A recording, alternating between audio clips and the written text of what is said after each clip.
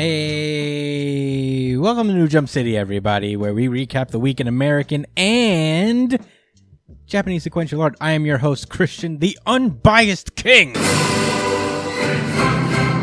S.W.O.R.D.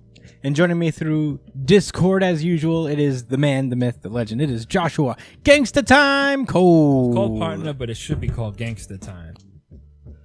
What up? Oh, hey, buddy. What up, everybody listening? Oh, wow. This is like I'm not feeling the hat too much, but it's all right. It is clean. Well, I'm not. I mean, that's why I bought it. I'm not like an Eagles fan. I like hats. So, what's that noise? There's like noise in the background. All right, there you go. It stopped. Also joining us is the disembodied voice of my brother, the Edgelord. Big news, Brian. What's up, nerds? Hello, Brian. How are you? Oh, you know, just chilling, just playing some League of Legos during the weekdays, you know what I mean? Is that what the cool kids call it? League of Legos? Some people call it legs, some people call it the worst decision they've ever made their entire lives, but, you know, you choose what you call it. I see people refer to it on the internet as LOL. Ah, lol. Yeah, you could call it LOL. Yeah. If you want. Well, there you go. Brian, can people play with you on League of Legends? Yeah, it's a multiplayer game. Find Brian and destroy his mage or whatever he's playing as. His dumb, I don't know, cleric. Christ. Destroy him. You could tell that Chris has much knowledge on video games. You can tell. I'm a bit of a nerd. But anyway, I guess we got a fun show planned this week. Lots of Hellfire Gala talk, some manga talk. We got some Boruto coming up. So let's get into plugs right away. You can find me at the Chris Espinal on Twitter and Instagram. Joshua Cole, where can they find you? At JD Cole _37 on Instagram as well. Hell yeah, Brian. You can find me at b.esp on both Instagram and Twitter. And if you ever want to catch me when I'm streaming, find me at twitch.tv/itspunchline. Yeah. You can follow the show itself at New Jump City on Twitter and Instagram. Follow us on Twitter because we do a weekly really good chapter of the week poll, which is still ongoing because we're doing this episode a little early. We have two series neck and neck with each other at 40% apiece. So if you go on there, it's My Hero Academia and Black Clover right at each other. So I'm going to leave the poll up. It's supposed to end tomorrow, Thursday, at the time of this recording. So if you happen to hear it before the expiration date, I think the poll expires tomorrow, like Thursday at 6 p.m.-ish. So go vote for your favorite. And next week, I'll do a double audience really good chapter of the week for the one who won. And you'll get your voice heard no matter what. So let your boy know. You can email the show itself at New Jump City on Twitter and at newjumpcitypod@gmail.com. Sorry, I had a brain fart for a second, but you can email us there with any questions, suggestions, anything you guys want to talk to us about, and we will duly answer. Or you can comment on whatever video you're watching. Make sure to subscribe, like, share, all that stuff, and on our YouTube channel. We have video versions of pretty much everything we talk about. I edit out clips here and there, so please check it out. If you guys don't want to see the full episode, you can check out the reviews of the chapters or issues that you enjoy. So get onto our YouTube, subscribe, or if you prefer the full audio version, it usually comes out first. You can subscribe to us on iTunes, Spotify, Amazon Music, Pandora. We're on everything. We're on Google Podcasts. Wherever you listen to podcasts, we are likely on there. So give us a subscribe. And I believe that's it. Oh, 5-star review on iTunes. That would be very sweet of you if you left one there. I need an endorphin boost. Without further ado, let's get into the show proper. It is time to randomize. Cross. My Hero Academia. Ooh. Oh, snap. Yeah. Starting off strong. The randomizer was good to Brian today. This is My Hero Academia, chapter 317, Scars, Blood, Filth. Oh, shit. Yeah. I didn't know that was the title. Yeah, I mean, you know what? I honestly didn't notice it either because I thought this chapter cover was kind of cool, well drawn. You'll hear me say that a lot. I think the art is pretty spectacular for My Hero in general. I think the art looks fine too. Yeah. For what it's showing. Let's get into the chapter. Last we left off, All For One played Midoriya and the other heroes big time. He like lured them to this mansion and then blown it up. So, you know, we don't get to see how this happened, but we immediately cut to this warehouse and everybody's just like, whew, that was close, huh? Yeah, that was a close one. It is kind of funny. I would like to see this in the anime just be a smash cut. Like, the mansion just explodes, and then they're just like, well, that didn't go so well, did it? Like, let's gotta revise our strategy now. Like, yeah. You guys good? Yeah, I mean, they made nobody died? Yeah, nobody got hurt by the explosion. Not a single soul. Everybody's fine. So, you know, they're really just thinking like, well, what do we do now? Is there anything we could get from Nagant? And Hawk says, no, the hospital doesn't even know how she's alive right now. So, you know, there's no way we're getting anything else out of her. And they start talking about like, I think Kamui Woods brings up is like, yo, maybe we should just get more heroes involved. Every last remaining hero at this point, because if there's more people around, then it could be worse. And basically they don't really agree with that plan because apparently a ton of heroes, you know, you never know because apparently most heroes are just soft, as we learned from Death Arms, who actually retired. Which is sad because I didn't get to see his quirk. I thought he had a cool design and I'm like, why is he dressed like that specifically? I wonder if that has to do with his quirk really, but I guess we'll never know because, you know, apparently Mount Lady remembers a conversation where he's literally just taking off his costume wherever they are, like I guess outside, and he's like, yeah, well, I think this ain't for me really, you know. Yeah, he's just getting worn out and he retires essentially. So Death Arms is no more. They can't really have other heroes because they don't want any leaks regarding One for All. So yeah, there's that. So no more heroes except for the small fringe group here, which I'm not mad at. You know, it'll be cool to have like a little hyper focused group of adult heroes that we may get some cool moments out of. I'm not mad at it. Yeah, that's fine. You know what it reminds me of? It reminds me of like the teachers from Naruto. You know, like something I've always wanted to see is like more of like the Genin teachers do shit. We got Azuma and Kakashi, of course, but like, and Guy, but we could like that female teacher. Like that would have been cool. I think she had ash powers or something. I don't know. You know what I mean? Yeah, it would have been dope. You know. So I think Endeavor notices that like Todoroki has been trying to call him forever and he's been like dodging his calls because it's not time yet for Shoto to be out. But he will be soon, along with hopefully the rest of the supporting cast. Hawks gets word that Midoriya actually ran into the second hired gun from One for All, and he already defeated him very easily, it looks like. We call that easy money, GG. And really cool. I like the splash page. He's like really just standing over him like, I defeated you bitch. Midoriya has gotten really powerful, and as somebody who's kind of like rereading the series from the beginning, it's kind of wild how like you forget how long away he's come. Yeah, it is crazy. Now with that perspective in mind, but yeah, he seems to have won, and he just like bounces out. All Might tries to chase him down. He's like, "Wait, you haven't been eating," and Midoriya just stops, and he, without even really looking at All Might, he says, "You don't have to tag along anymore. I'm fine."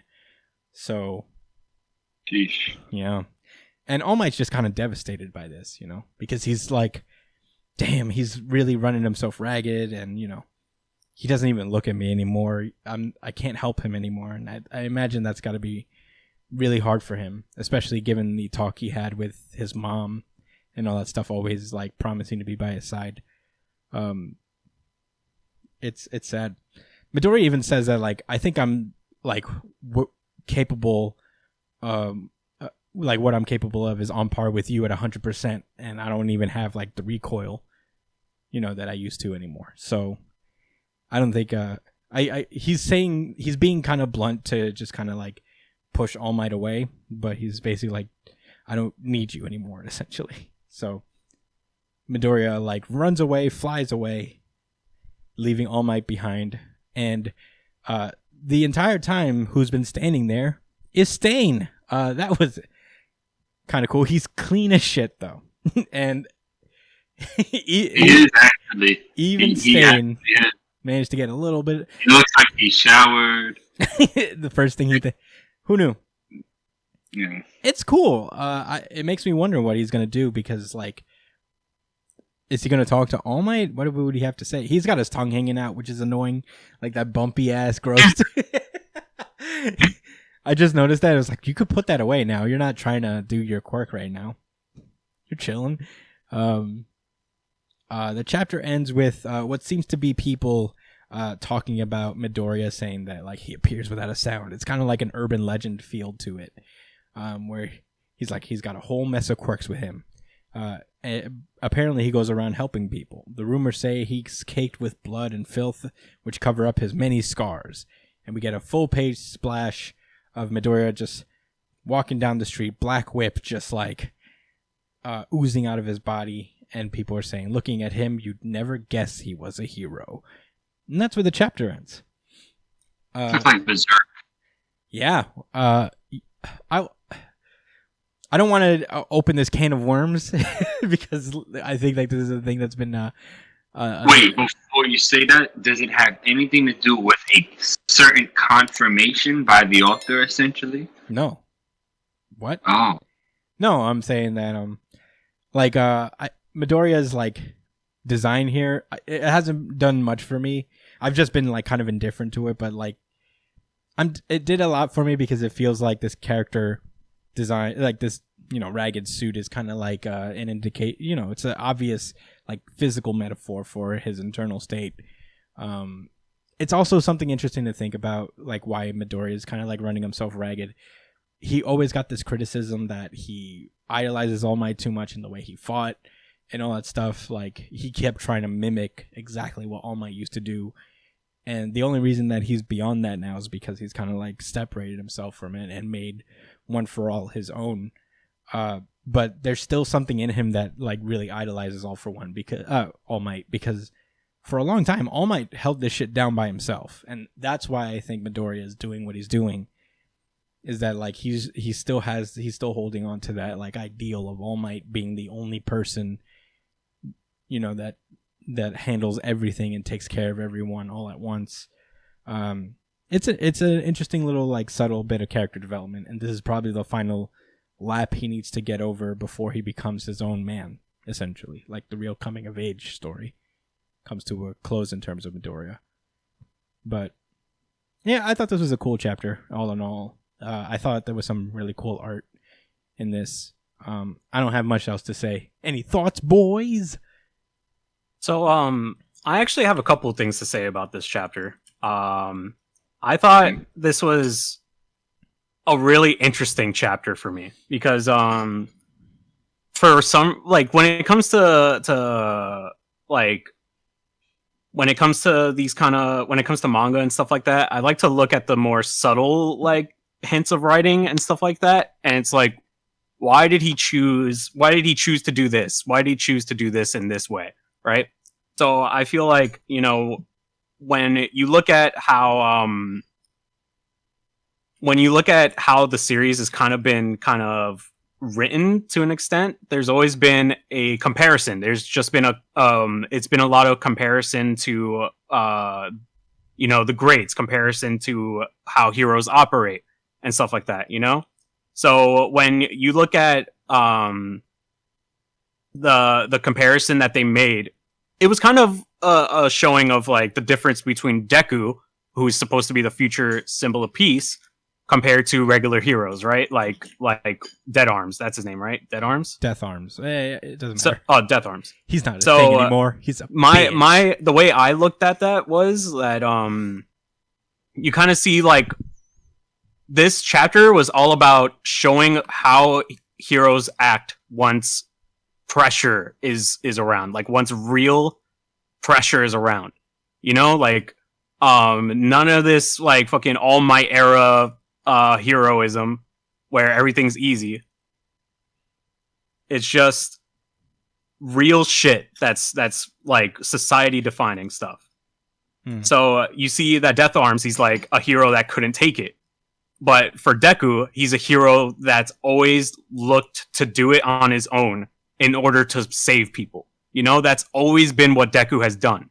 And what they're showing here is that, you know, it's okay to give up if you're not willing to do things, but it's not okay to take on all the responsibility of this task without help at all.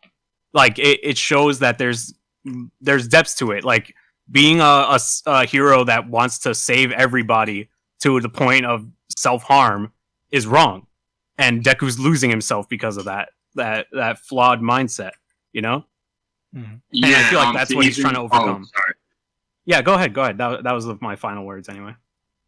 To piggyback off your point, which I feel like makes a ton of sense, and I feel like it is worth pointing it out. We could say, not only that it's just wrong because it's objectively wrong or something like that.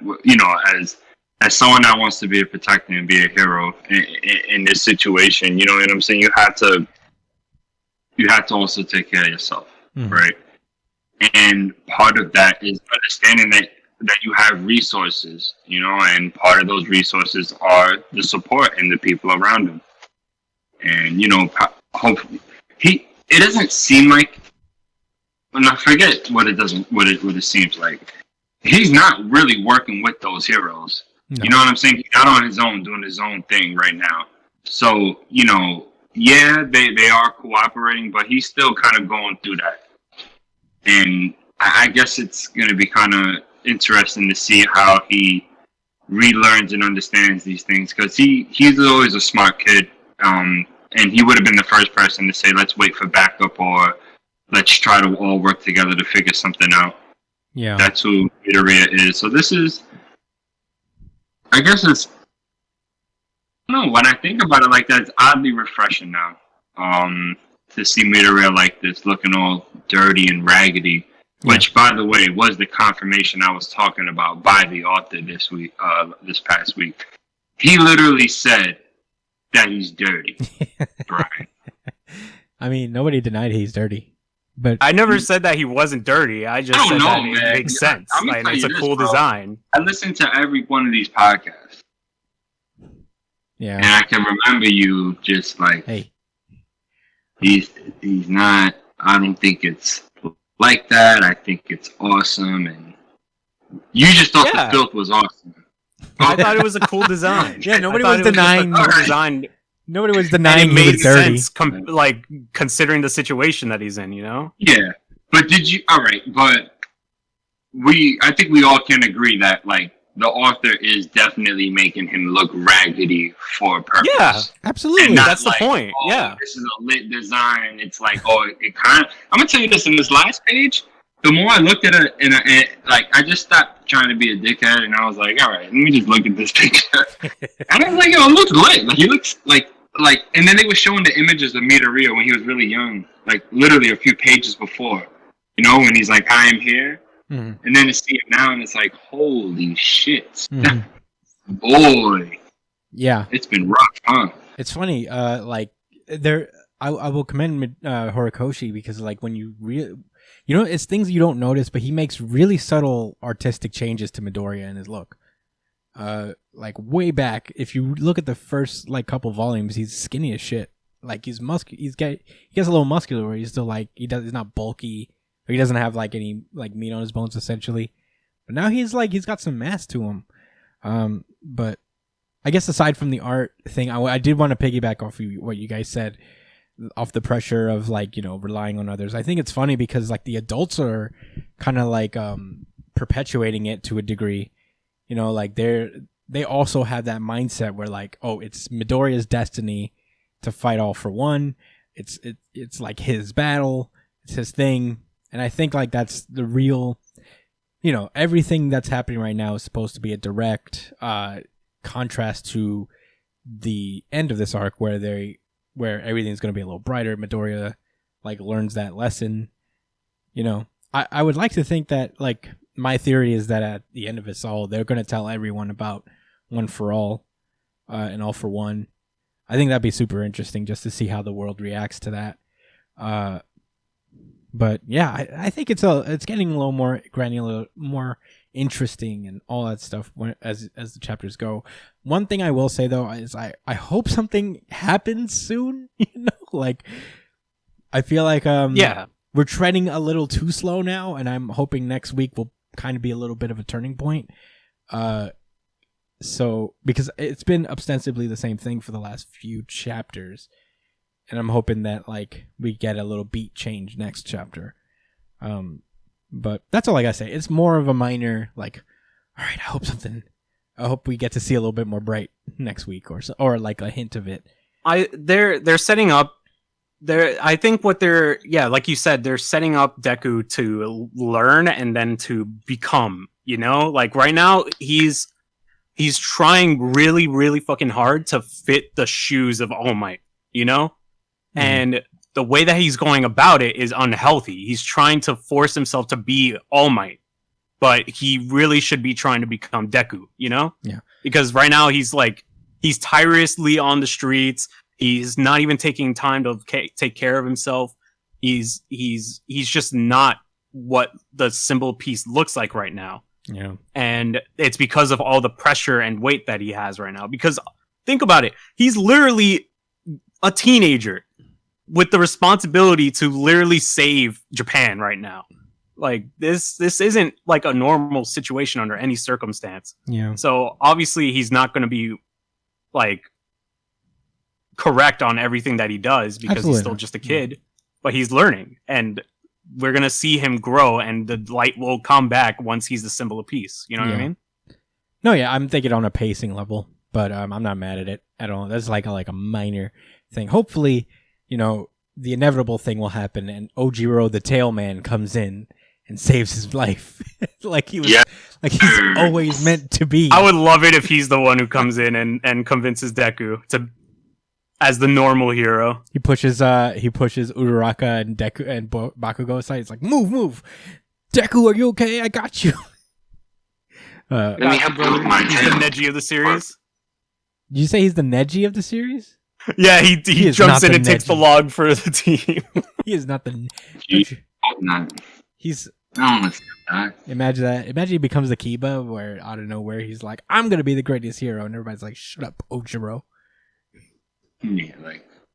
God, remember how they really violated Kiba at the very end, where he became the Yamcha of the series, essentially. Where, like, when Naruto and Sasuke was like, "We're gonna be the Hokage," and then Kiba's like, "No, it's gonna be me," and everyone's like, "Shut up, Kiba." It's my favorite. It's one of my favorite parts of the series. It happens in like 2 panels. Oh yeah, it's they like violate Kiba when they're all arguing about like during the war, right? Yeah, where both Naruto and Sasuke are like, "I'm gonna be Hokage." Kiba's like, "No, it's gonna be me," and everyone's like, "Shut up, Kiba." All right, but in any case, I think that's all I got to say about My Hero Academia. You guys done? You guys want to move on? Yep.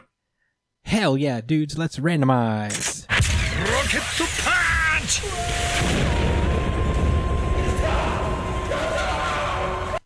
Undead Unluck. This is Undead Unluck chapter 68. Be back soon. Last we left off, the heroes annihilated the very concept of summer. Because that's what happens when you defeat these things. You essentially eliminate a law of nature. And they're getting in contact with Juiz to let him know how the quest went. And then all of a sudden it starts snowing uncontrollably. And Apocalypse explains that, like, now that you've killed summer, it's thrown off the balance of the seasons. And Earth is going to freeze over in the blink of an eye. and everybody's like, "What?" That was my reaction Yeah. too. I was like, damn, for real? It's funny because I they're like, guess so.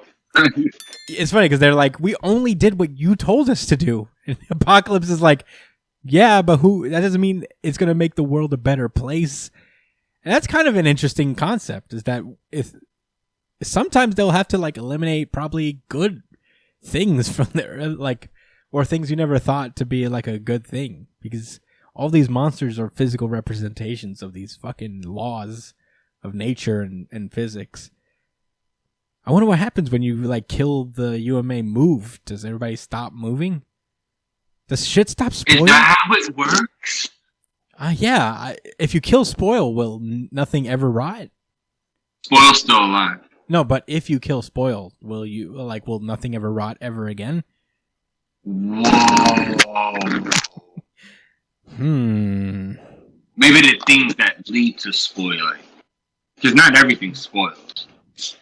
Yeah, no. Or, like, maybe the passage of time leads to spoiling. If you kill... Right? So those could still be two different things, and spoiling happens maybe when enough time passes and certain chemicals are left to the devices. Yeah. Right? So, yeah, it would work, but maybe not everything. Like, but the thing is... Organic. You're killing the very concept of spoiling. If, like, the logic follows through, if you kill summer, everything... there is no summer anymore, and you kill autumn, so all you have is left is spring and winter. What happens if you kill all these seasons? I just realized. I don't know. What is everything without nature? I mean, without the wind, we wouldn't have plants. You know what I'm saying? Yeah. Without plants, we wouldn't have life in general. Yeah, I mean... Whoa. I don't know. I did the sound drop for you. We probably don't have it. I did. I should have an explosion sound effect, but I did the more you know. Cool. I mean, okay, so Apocalypse says that the only way to counteract this endless snowstorm is to kill winter. And then all you have is spring, which is actually kind of nice. Yeah, pretty lit. Yeah, okay. That's I wouldn't a cool hate plan. that. I wouldn't hate that. Yeah, but you know, someone already tried to get winter. Yeah, it was Juice. And that didn't work out. That didn't work. Juice. I don't know how it's supposed to be pronounced. If you know the pronunciation of this lady's name, shout it out in the comments. I like to say Jews. Jews? Like, maybe it's like Jewish Spanish. people. Maybe it's like Huis. Huis. Dominican alert. DR boy. Okay, so, you know, they have to do it right now, though, because everything's freezing over. People are just literally dying right now. And Apocalypse is just cheesing up something fierce. He's like, Earth will become an ice planet and humanity will die. Which I guess that's good for him. I guess, because he is Apocalypse, after all. I see. Oh. Why are they following what the Apocalypse has to say? He has a best... Well, because he knows. He knows why it's going to happen. He's like, oh, this is going to happen. Also, in theory, and they're like, all right, we got to figure out. Like, I don't think our heroes necessarily care what the rest of the world, what happens to them, really. They should go. This is the first time they've actually had to consider the fact that what they do have massive ramifications on the rest of the world. I mean, it's a given. It's a given that Andy's that alter ego guy that Victor. you know that was really Andy forever. Victor. Until it was this, huh? Victor. Victor. Victor. Yes. Yeah, but Victor. Yeah. Thanks for reminding me about that. He definitely had selfish reasons for wanting to kill God. Yeah. And whatever it is, yeah, that is. I say kill God as far as what the goal is for the good guys. Yeah. Yeah, he was selfish. I remember Julie used. Juies. Really had selfish reasons. So I don't think it was for the betterment of the world. I Yeah. could be wrong, though. Could be wrong. Yeah. Well, I don't know. It's there's no point in conjecture right now because the world is freezing. And they realize Huis tells them that Billy is currently over there, so it'll probably be best to go over there and deal with and negotiate with him. And that's when Tella shows up, the guy who was like chilling with Billy, and he says, "Give up that idea. You should consider the state you're in right now." So he tosses down this thing he carries in, and it's Huis's arm and her sword, and everybody's like, "What?" And Huis calls in already because she knows what time it is. She's like, "Everybody remain calm," and they're already in the middle of attacking this Tella guy. Who I wonder, I guess his like negation seems to be unsound, if I were to say so. But yeah, he basically blocks the attacks of Andy, Top, Mui, and Shen. But yeah, now it's just kind of like a negotiation. Fuko tries to say, "Hey, so a lot of people are about to die. Will you take care of Winter for us?" And he's like, "No. If we change when we slay it, then we lose the upper hand. So, not even a trade with Apocalypse would be enough to let that happen." So, essentially, Fuko offers herself up because she is basically the key to killing God. So, everybody wants her. So she offers herself up, and she's like, "I mean, we don't have a choice here. We have to get rid of Winter, and there must be something going on. So this time, I'll be the one to go check." And she takes Huis's sword, and she essentially goes off. She gives her Union badge over to Andy, and as she goes off, Andy says, "Don't go dying on me." And Unluck goes, "I won't. Be back soon."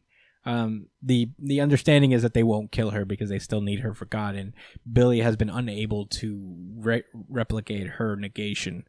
So, that's where the chapter ends. Fuko's going out, taking one for the team. Maybe a Fuko retrieval arc is coming. Maybe she'll do some stuff with Under and develop with them. Who knows? This could be really interesting. Yeah. I think we need a little bit more time with the. Oh, first of all, Mr. Satellite guy. Yeah. Pretty tough. Pretty tough. Good defense anyway, right? I mean, he stopped all four. Yeah, he said, "Yeah, you're not coming near me." And one guy can run as fast as, I don't know. He's a speedster. Maybe Quicksilver or something. Yeah. He's a speedster. He's a low-level speedster. He's a Quicksilver. Yeah, because you can't say the Flash because it's OD. Yeah, Flash is They're really on a completely different level. But let's not go down that road. No, not at all. We'd like to apologize in advance for our speedster opinions. But please don't at us, as the kids say. Many a friendship almost got ended over speedster conversations. Many worlds nearly ended just because of a speedster. Many wars almost lost because speedster opinions. But yeah, I mean, I don't know. This was a pretty cool chapter. A lot of it's like kind of a bridge to the next arc. I'm kind of into it.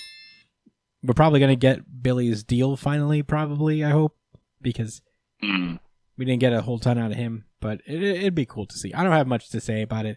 I think we can explore it. It's really brought up a lot of philosophical questions in our minds as to how these UMAs actually affect the world as we know it.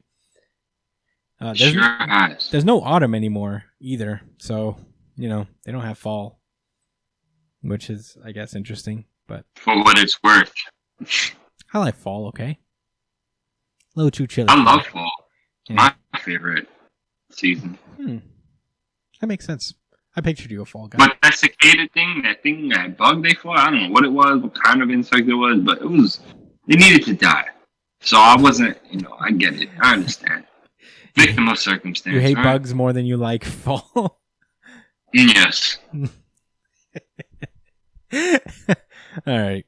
I think I'm done here. You guys ready to move on? Yeah. Now let's randomize. Black Clover.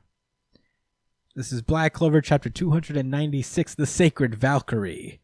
Last we left off, Black Clover was on break last week, but last we left off, Noelle learned the secrets of the Saint stage, and she became the new host of the Water Spirit, and she got this dope new armor. And now she's about to fight Vanica, who is very excited because she loves to fight. She creates these blood golems and sends them after her, but Noelle easily slices through all of them. Kya. And that just makes Vanica even more excited. She's like, the red beasts have been destroyed. Very, very good. And look at that face. Yeah. Undine, the water spirit, tries to talk to Noelle and says, Noelle, we can't spend too much time like this. Finish her within 1 minute. And Noelle says, no, I'll end this in 30 seconds. I was like, all right. All right, confident Noelle. It's called partner, but it should be called gangster time.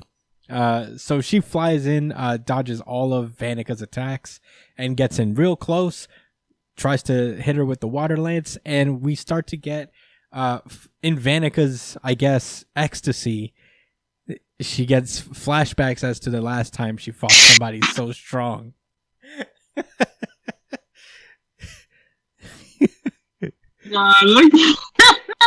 Ooh! She said, "Oh." I didn't think about it that way. She amidst the ecstasy of this moment, she has a flashback. This is realistic. This is the type of shit that happens to crazy people. Yeah, she starts remembering the last time she's having an episode right now. Yeah, she's having the time of her goddamn life. I wish I could ever have this much fun. What will it take for me to get literal flashbacks to the second most exciting time of my life? Within the most exciting time of my life. So basically we get the backstory of Vanica. She just wanted to have devil powers, so I guess in the Spade Kingdom they just give those shits out. And must be nice. Yeah, she got it.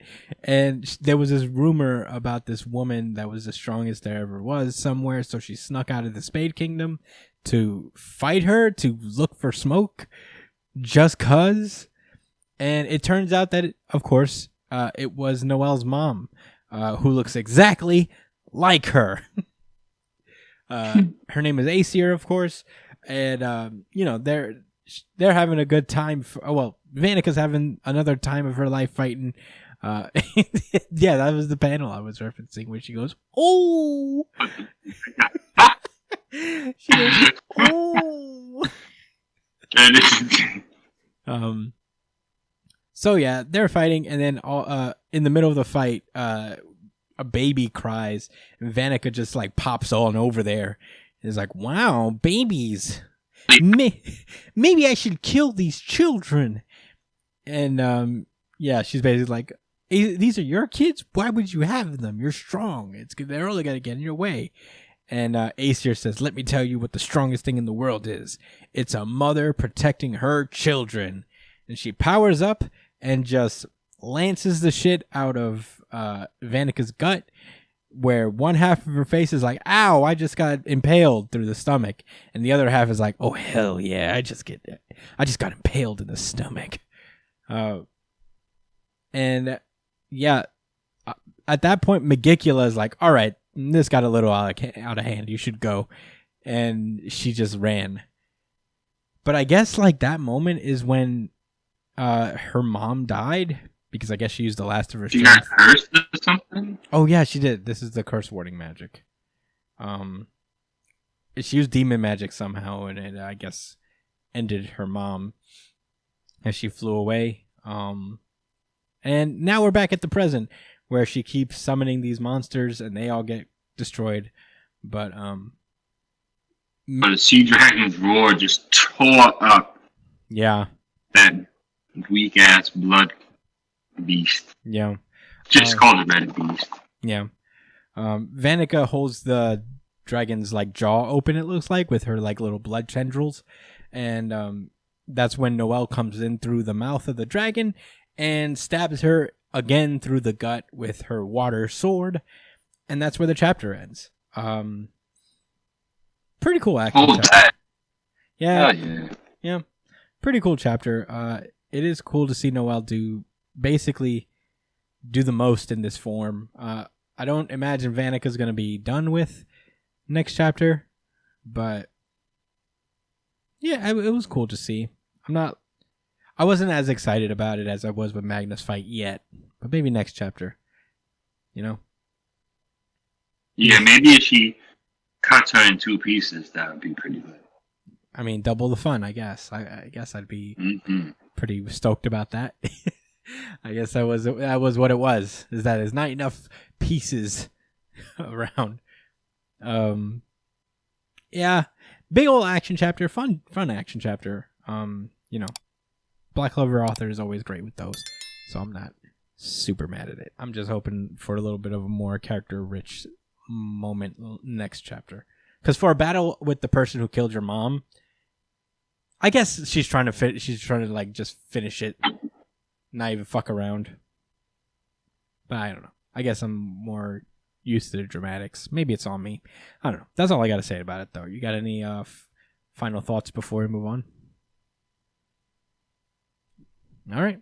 With that being said, it's time to randomize the X books.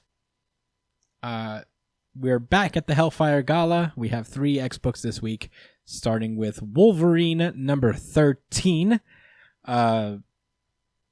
Everybody's having their own little side stories throughout this. Every book, it's not a continuous narrative. Every little book is kind of like having their own little plot, branching off plot points here. But the ones... Except... Oh, I'm sorry. I was so thirsty. Do you want to say to it? Say that. Yes, all except for one comic that is literally just an extension of the other. Yeah, which is this one, essentially. But in general, last we left off, the mutants of Krakoa have terraformed Mars and are using it as a separate, not only, as a planet for, extraterrestrial affairs, but also for inhabiting the mutants of Araco. They essentially split that island in half and shoved all the Aracan mutants onto Mars, which is a pretty hard flex. But yeah, a lot of the leaders are, of course, like not jiving with it. But we're starting with Wolverine, which is, like Josh said, a direct extension of X-Force, where there are essentially 2 little storylines going on. One, the more fun one, I guess, is that Deadpool's here and he's just being Deadpool everywhere. The second of which is that Beast's plan to literally take over a small South American, I guess, country has backfired huge, bigly. Big time. Yeah. Epic proportions. Yeah, and, X-Force, who are running security at the Gala, are just trying to manage it and not have everyone destroyed by these plant monsters. And everybody is like, oh, fuck, I hate Beast. Essentially, like, I think everybody's starting to get a little more tired of his shit. One country leader just, like, walks over to the bathroom and he gets attacked by the telephonic monster that used to be a what was it? Terra Verde diplomat. And yeah, and that's when Wolverine pulls through and is like, "Stop right there, bub." Starts fighting with the Thing. Meanwhile, Beast is like out here trying to clean up his mess. He's like, "I've got eyes on the other person who has a telephonic thingy." He notices that she was about to do something to whoever she's dancing with. And that's when Beast does a full Aaron Donald tackle, just like on her face. And he's like, "Might I have a word? Please be reasonable." And I'm like, I think bugging an entire civilization with bio weapons was not reasonable of you, Beast, but it's cool, I guess. And He said, "Please, let's be reasonable." yeah, After attacking her. yeah. Oh, beast. Oh, beast. And these Terra Verde folks seem to be completely aware of what Beast did to them, and they're not confused at all. They're aware that this is his fault. No, 100%. They're like, yo, you fucking did this to us. You programmed us. So, fuck you, man. The one guy that she was dancing with is like, what? It's kind of funny. And Beast is like, run along. You've just had a lot to drink, man. Huh? So he tries to go off, and Quentin kind of like mind wipes him. So he doesn't remember what he just saw. Wolverine's going through his own battle with the telephonic dude, and he basically says the same thing that the lady did, is that you guys fucked us over when you bugged us with these things, and you know what? The programming failed, and after months of being shacked up inside my own body, I woke up in control. I might have come here as a political prisoner, but I'm leaving as a revolutionary. Meanwhile, on the boat, I don't know. I don't think this is the Marauder, right? I think it is. Oh, yeah. On the Marauder, we have Emma's brother Christian. I guess just like riding through it. I don't know why he has the boat. Oh yeah, they explain later, but yeah, he's just like riding the boat, and he gets murdered by a shadowy figure. So I wonder who it could be. They steal the Marauder essentially, so that's gonna be a little bit of an interesting plot point for future Marauder issues. Maybe a Marauder retrieval arc. The best kind. Retrieval arcs, second to tournament arcs, best kind. Yeah, second to yeah. So Domino's out here fighting these plant things, and she's having a rough time with it because all she has are her arms and legs, and her, I guess, cool Krakoan thing. But one of them got the jump on her, and who saves her but Deadpool, with a rocket launcher that he seemed to have shoved up his butt. Jokingly, of course, I guess. And we cut back over to the point where Beast returns one of the diplomats to their chair, and he's basically like, all right, we can fix her. We can fucking fix the telefloronic system. And Sage is like, no. Oh man, this was actually my favorite part of the issue. Now that I think about it, is like she's like, no, we're done here. This was a mistake. We should never have done this thing. And Beast is like, what? Oh, this was your fault, huh? You did this. And she's like, don't be absurd. Now's not the time for infighting. And he's like, don't think I haven't noticed your tiny size and your stubborn silences. And she just slaps the shit out of Beast, as she should. Very into it. And his glasses fall off too. Yeah, good for Beast. God. So she's like, I'm gonna get rid of the thing, and I'm gonna fix this whole fucked up thing you've dragged us into.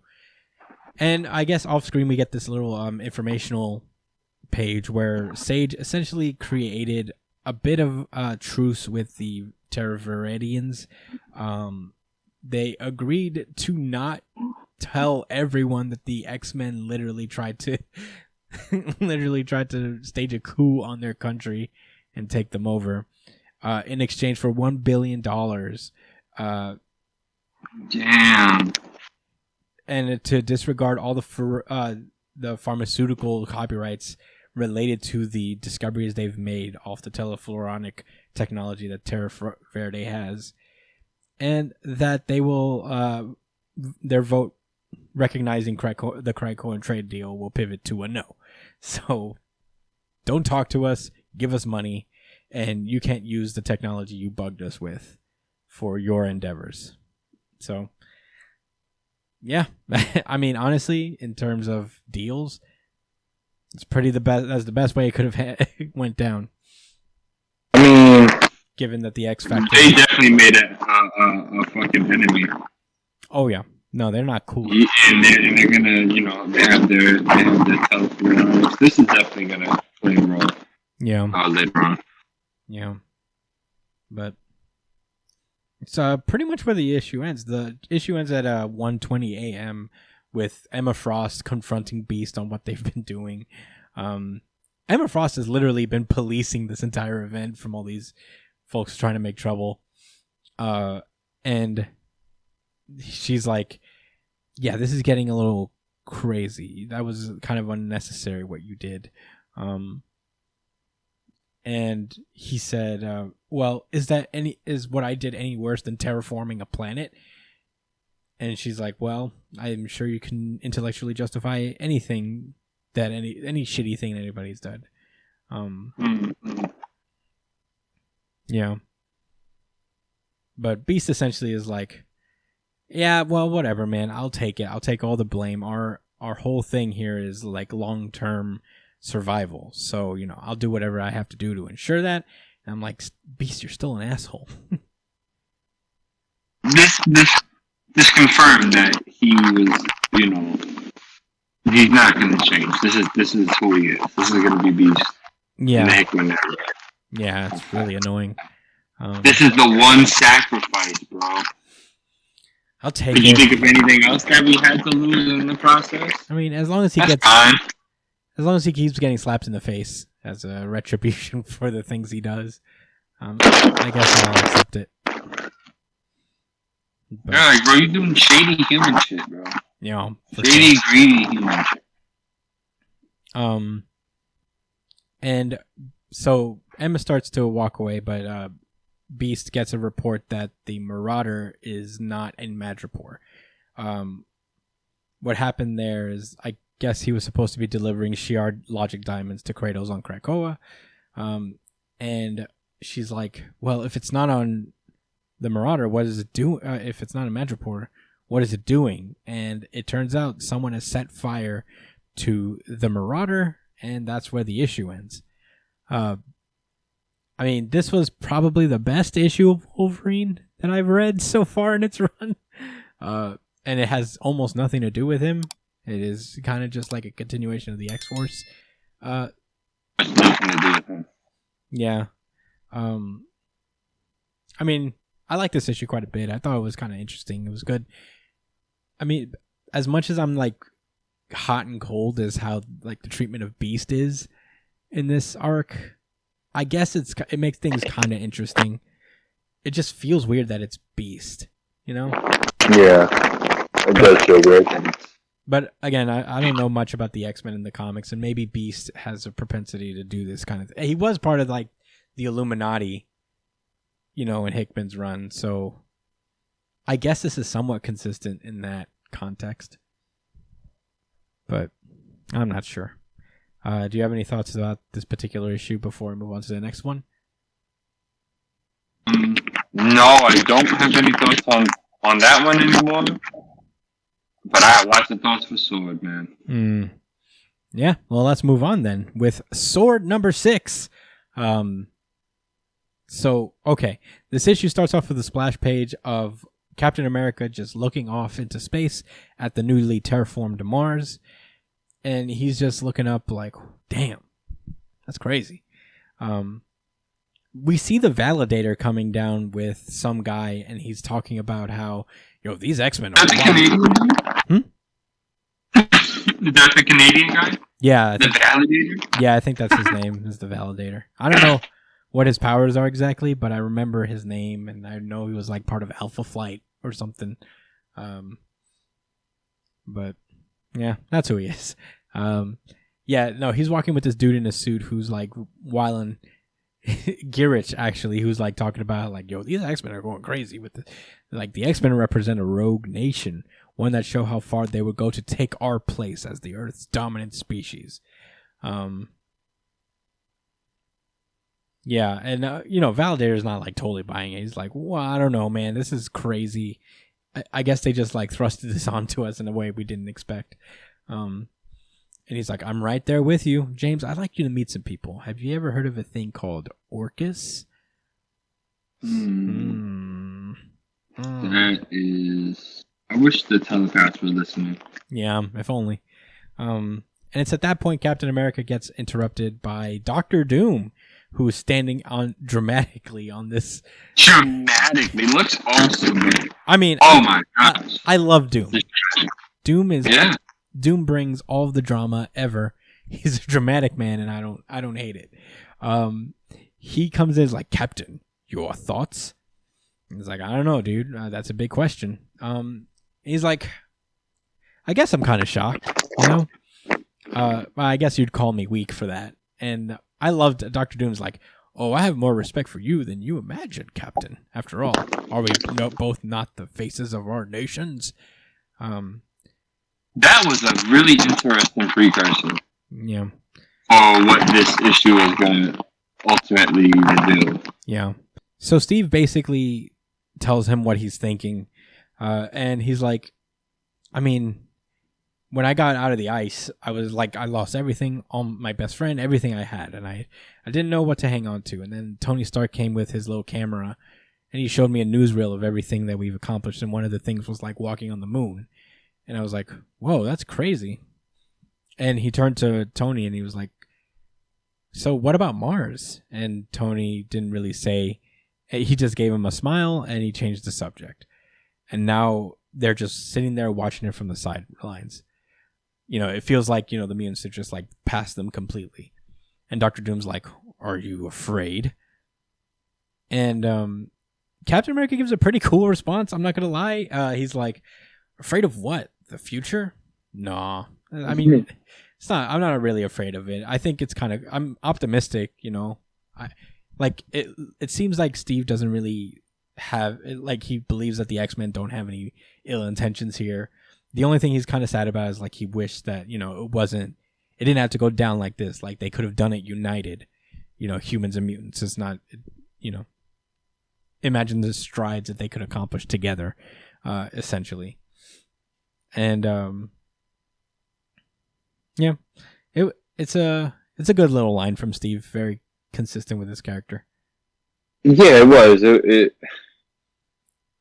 I'm glad it didn't make him like, well, what is this? I don't, you know.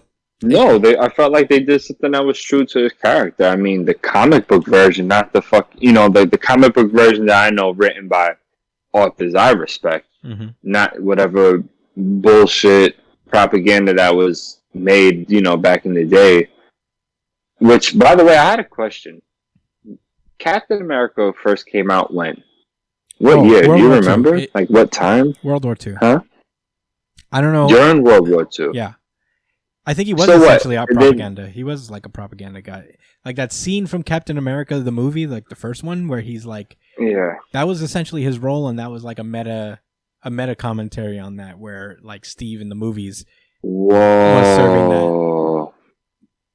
serving that purpose, and he grew out to be something more. Yes. But yeah. Well, that was a long time ago. I don't think he hasn't been like that. So then, him getting frozen in the ice is a retcon then? No, he was frozen in the ice, and like at the end of his story, like I guess in the end of his original run, he got frozen in the ice. He ended up on the Avengers. Oh, but that's the thing. When did the Avengers start, though? Way after, 60s, I want to say. Brian, can you look that up? When was like the first issue of the? That's Avengers? Not that long to be frozen in the ice for like 18 years, as opposed to how they do it in the MCU, where it's been like 50 years. That's yeah, but you know what? It's kind of weird. Way different, yeah. It is a little different because at the same time, like they had much more of a distance to travel between, you know, when Steve was around in World War II and now. So a lot of things did change in those 20 years as well. A lot, changed. So fair enough. Yeah. Anyway, I was just curious about that. Oh yeah, no problem. It's kind of funny. He's like, yeah, I just wish we would I just hope that we do it together. And Dr. Doom's like, perhaps we will. You know, there might be a time where you'll need my help, Captain. And when that day arrives, you have my word. I won't make a gala performance out of it. He opens a portal and he disappears into what I thought was just out of the issue. Like, this is it for Dr. Doom, but Meanwhile, on the Sword Station 1, Abigail Brand seems to be explaining what just happened to the galactic representatives. It doesn't seem to be all of them, but there are a small handful of leaders across, the galaxy and shit that have come to check it out. One of them is Peter Quill. I didn't know he was like king of Spartax. Essentially. Oh, I didn't know that either. Yeah, his dad was the king of Spartax, right? Yeah. Before. Yeah. Yeah. Smasher's there. Not Ego. Not Ego the planet. No, not Ego. Smasher's there. Pybok is there from the Kree Skrull Alliance. Novar is there. Someone from the Intergalactic Empire of Wakanda is there. Ritho. Cool. I remember in the current Black Panther run is about how there's been Wakandans in space for what seems to be forever, and they've just been like searching the globe and exploring and just building an empire in space forever. But sounds cool, and he's here now. So she's basically explaining like we have a diplomatic zone where you guys are more than welcome to visit if you want. And we've also installed another sword station there, known as the Keep. And they're like, why do we care? Why should we care? We're all doing our own shit. Who gives a shit what you guys want? Yeah, essentially most of the alien-looking aliens could give less of a shit what just happened. Yeah. The Earthbound ones, for the most part, are not thrilled. They're just like, oh, all right. Yeah. Let's hear what you got. They're not just... I'm sure they're impressed. I'm sure Peter Quill was like, damn. Yeah. Y'all been doing a lot. Yami has been really coming up, huh? Yeah. Since Disney bought Fox. All right. Yeah. Cool. Welcome to the stage. I'm Peter Quill. Yeah. All right. The Wakandan guy seems to be like, I just don't care. The only one who's not thrilled about it is really Earth. And Richard Ryder Nova, who is acting as representative for Earth, is like, yeah, what are you guys doing over here? What are you doing? What are you saying? What are you doing? It's like, did you consult anybody else? He's like, I mean, I'm meant to be Earth's representative on the Galactic Council, and they're like, well, you were busy, motherfucker. What did you want? We didn't know where you were. So basically, they get off to the main idea of this pitch. Is like, we know that you guys don't care. We know that this is not a huge deal to most of you, but it's exciting to us. And what we need to do is that we would like to offer you something. And they bring in Mysterium, the metal that they traveled through like dimensions to grab and have been stockpiling for a while now. Yeah. They explained that like there's this it's an Earth metal, but it's only accessible to Earth's mutant. So basically it's very malleable. It can be shaped pretty well, but once it cools, it's basically on par with adamantium. So, they show it to Frenzy to like, show off how even this thin kind of bar can't be broken easily. And even this Scree, who's a power scroll, who's a power scroll actually, tries to bend it and it doesn't bulge. So, if you can make a ship out of this, it would be pretty fucking strong, huh? And they're like, well, what do you want? What do you want it for? What are we paying for if we get this? And they're like, Krakoa made a similar deal with Earth, referring to the medicine and all that stuff. And what they really want is acknowledgement. They want to be respected as, part of the overall galactic government. And yeah, that's basically all they want. It's just like, it's with the capital planet of the Sol system. they want to recognize Araco as the capital, as I guess opposed to the Earth of their particular solar system.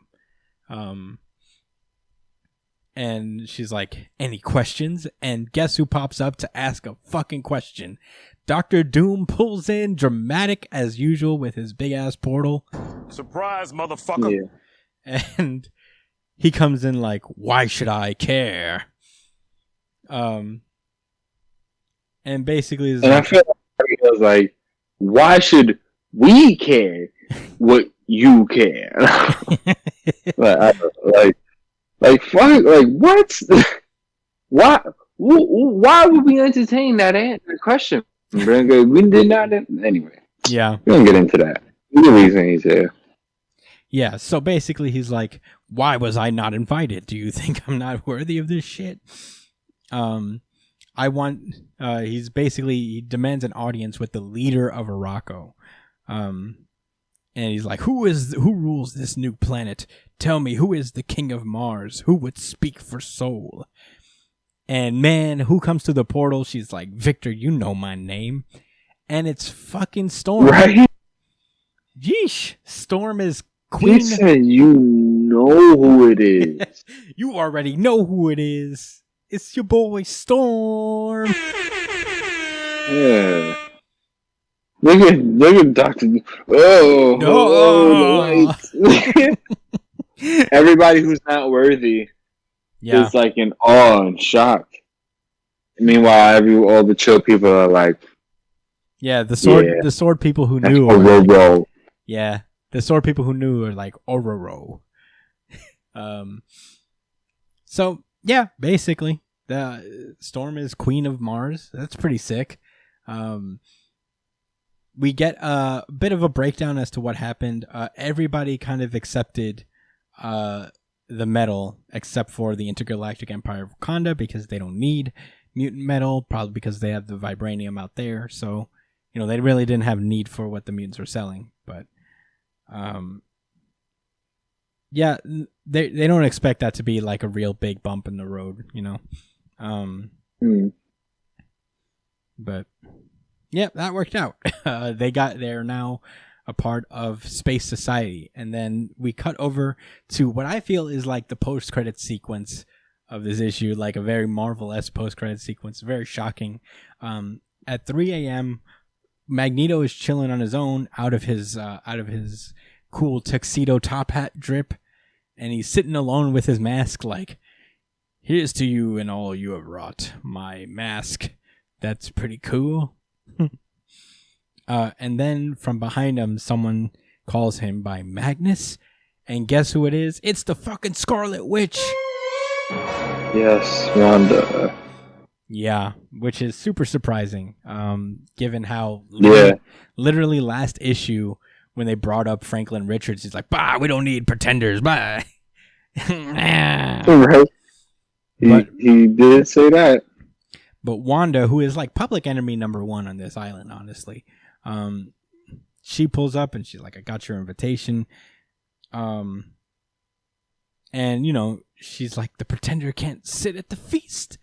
And Magneto's like, did I ever tell you of my Anya? Because I guess Magneto had another kid, and who died.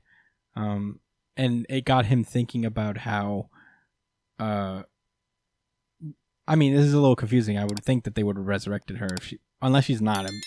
She is a mutant. Yeah, it's interesting. I don't know why they wouldn't resurrect her.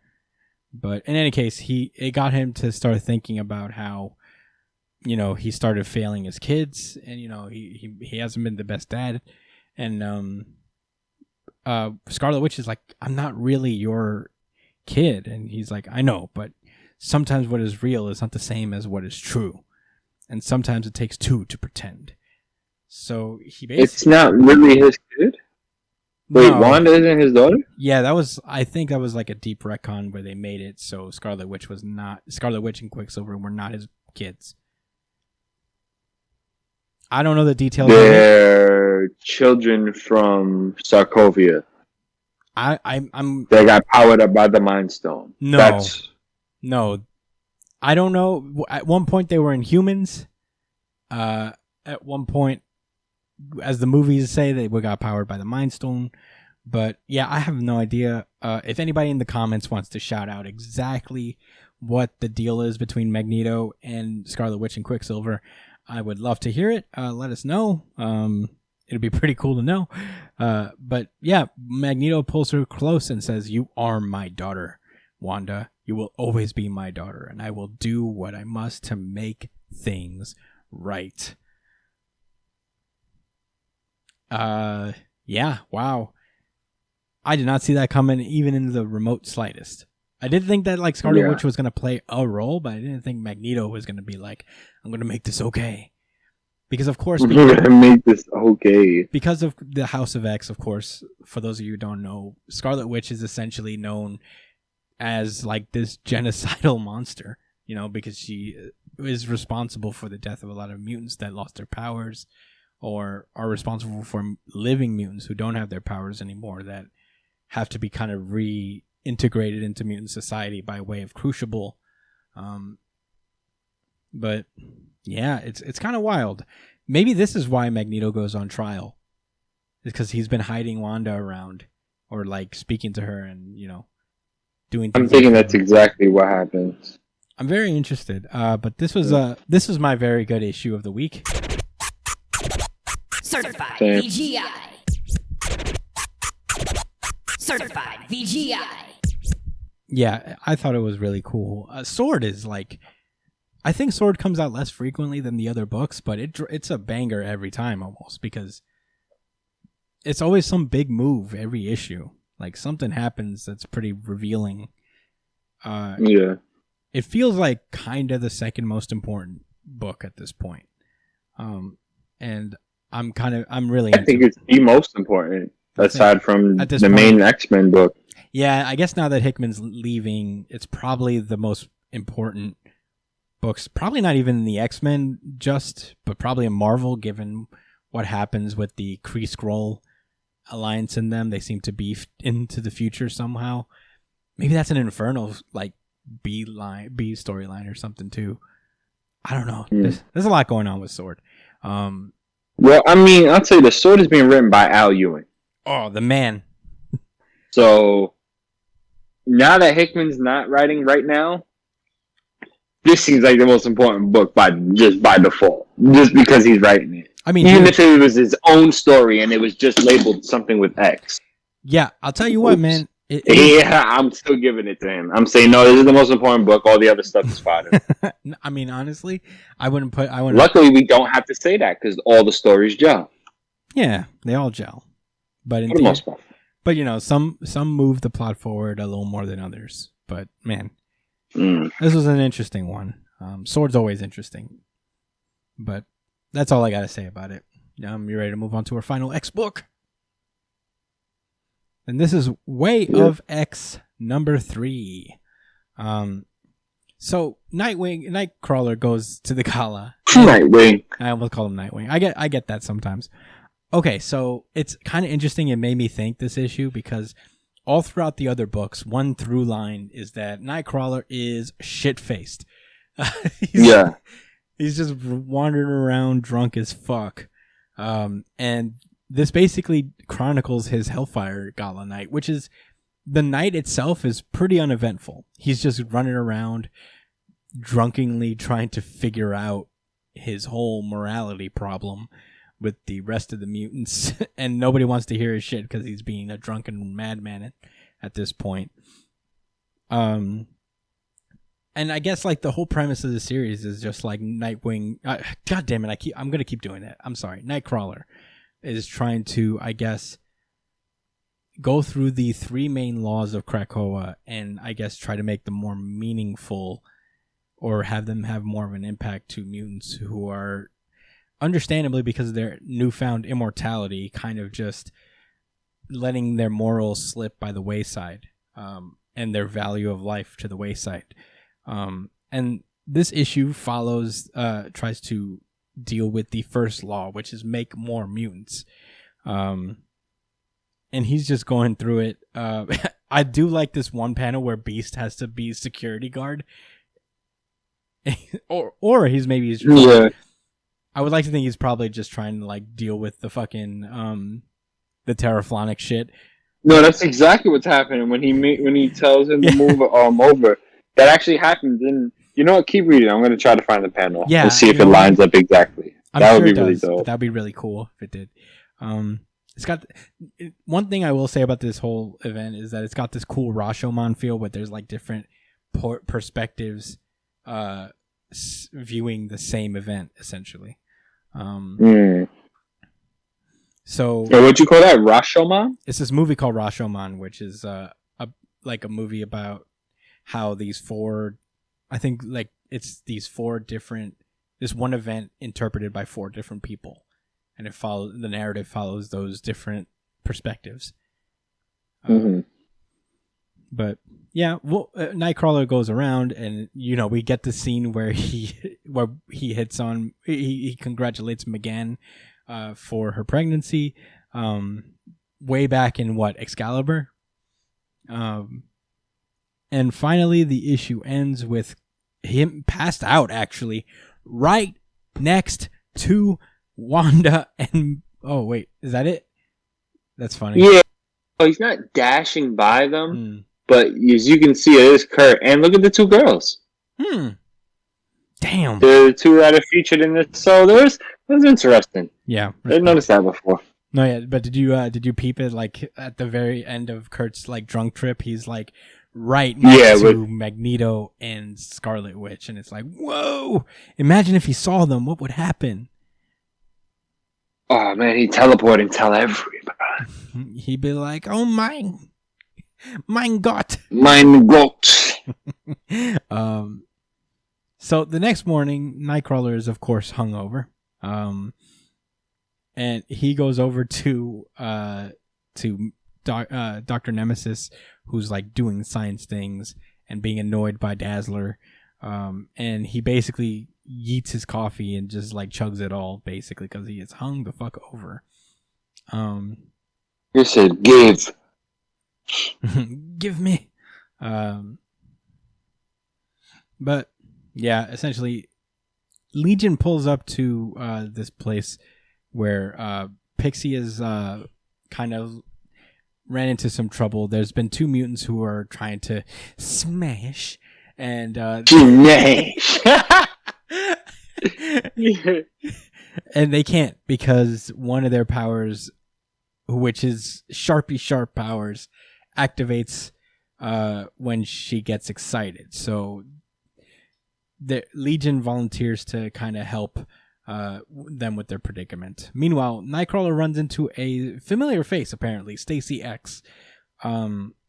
Apparently. Yeah. I don't know. She's a snake. Yeah. No, she literally looks like a snake. Look at her arms. Yeah, you're right, huh? Interesting. So basically she guides Kurt. Kurt's like kind of tell her is like, man, I mean, I don't know. He actually peeps her like handing out contraceptives to mutants. And he's like, wait a minute, what are you doing? That's against the first law, which is make more mutants. We're supposed to procreate, make more mutants. And she's like, all right. I don't know about that, buddy. We gotta like have children every single time we smash. A really good point is made in this comic, actually. Yeah. She basically takes them to this place called the Bower. And it's basically for people to go and have like intimate relationships. It doesn't have to be sex necessarily. People just come here and they have like, time with a significant other or, someone they just met. And Nightcrawler like likens it to a brothel, and he gets real like Catholic judgy. And he goes like, "You've built a brothel on Krakoa." She slaps the shit out of him immediately. Is that a backhand? No, it's not. No, it's a front hand. Because her hand would have been facing this way after. Yeah, it would have been like, ah. Yeah. Yeah, and she's like, "You could be really tiny-minded sometimes. You know that?" He's like, "I'm sorry," but these people need support, but they don't need this. And she brings up the point. It's like, you know how many religions got a history of temple sex, dude? Like you're not. It's not a. It's not. There's nothing wrong with what we're doing here. You know. But yeah, come with me and I'll show you something else that's like a little bit. That might be a little bit more meaningful. Meanwhile, Legion's solution to these two ladies' smashin problem is to have them do some psychic smashin. Psychic sex. Yeah. She is. It's funny because like Legion had this relationship with this girl, and the way they used to like smash is through psychic connection, and apparently it is infinitely more awesome. Like it feels way better when you do it through psychic connection. It is so dope. And in the middle of them canoodling in the mind, eating ice cream and turning their body into object. Oh, that's just the metal girl. She's she's just like, look what I'm doing. This is part of who I am. Check it out. I make shapes with my arms. I like it. It's fun. This feels And the other girl's like, oh, cool. I like ice cream. Hey, check it out. I'm swimming with dolphins now, dude. Have you seen this? Oh, that's lit. Yeah. Yeah, okay, so at that moment... slicing lemons. I guess that's satisfying.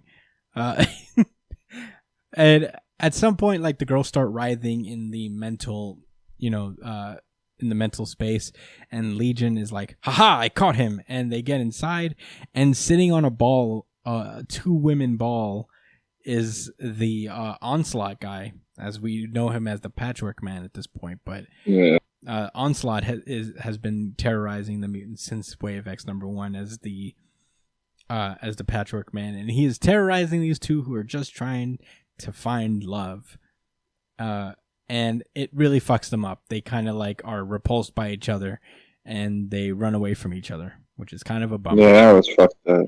Yeah. I'm like, damn. Dude. He jumps out and starts like laughing. I didn't know he was like that. I didn't think he was that petty. I thought Onslaught had more of a bigger picture in mind. Yeah, you just nope, just petty criminal, just not allowing people to have sex. Very intrusive. I'm going to cockblock the entire nation of Krakoa. So he flies away, and I guess Legion's like, well, that didn't work out well. And we cut back over to the Bower, and it's revealed that there are mutant babies there. And Nightcrawler's like, wait, what? What's this? And apparently, because people, who aren't necessarily ready to be parents, and because they have this immortal life now, they just like smash recklessly and make babies and get pregnant.